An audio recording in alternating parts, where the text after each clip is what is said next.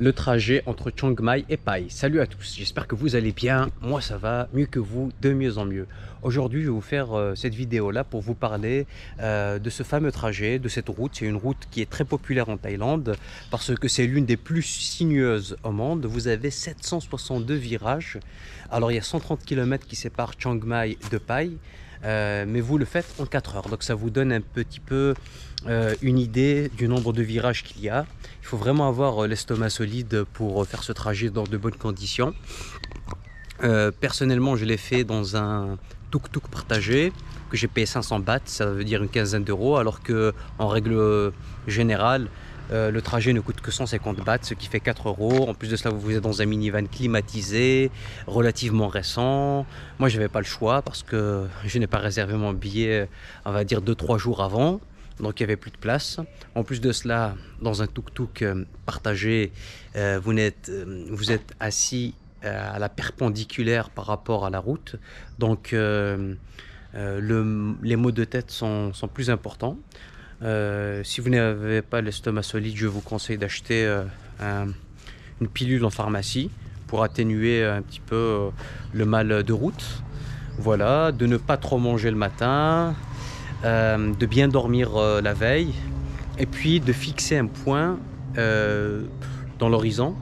Pourquoi? Ça vous évitera d'avoir des maux de tête, et puis c'est un excellent moyen d'oublier que vous êtes en train de vous prendre des virages dans la gueule. Voilà. Mais sinon, c'est vraiment sympathique.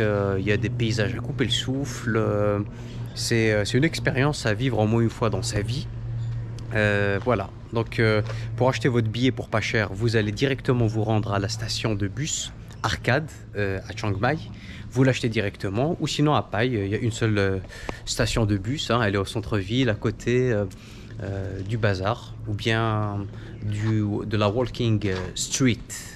En tout cas, n'hésitez pas à liker, partager, commenter. Je réponds à tous les commentaires sans exception, soyez juste respectueux. Et puis voilà, pour vous raconter mon aventure. Alors, nous étions une dizaine dans le tuk-tuk partagé. Et il y avait 2 personnes qui ont vomi. Elles n'ont pas pu se retenir. Je vous laisse imaginer un petit peu la scène. Ça sentait le vomi un peu partout. Heureusement qu'ils n'ont pas vomi sur moi. Ils ont vomi au milieu du trajet. Donc pendant 2 heures, l'odeur elle était juste insupportable. On n'avait pas de clim. On transpirait comme des porcs à l'intérieur. En plus de cela, le chauffeur il était complètement fou. Il prenait des risques inconsidérés, il roulait vite, les virages, il les avalait. Vous savez, il roulait tellement vite que même moi, j'avais vraiment mal à la tête. Il y avait une statue de Bouddha collée sur la planche de bord. Bon, moi, j'étais à l'arrière, je le voyais de loin. Franchement, tellement il roulait vite, et j'avais pris 8 tartines au beurre le matin. Je vous assure que le Bouddha, je le voyais en train de danser. Mais c'est vraiment une superbe expérience. Voilà. Et heureusement qu'il y a eu plus de peur que de mal.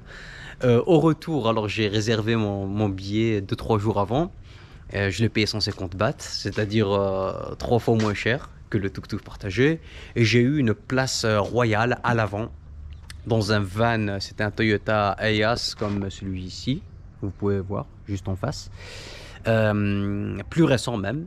Il y avait la clim. Franchement, alors là, j'ai vraiment pas eu mal à la tête. Le trajet s'est très bien déroulé.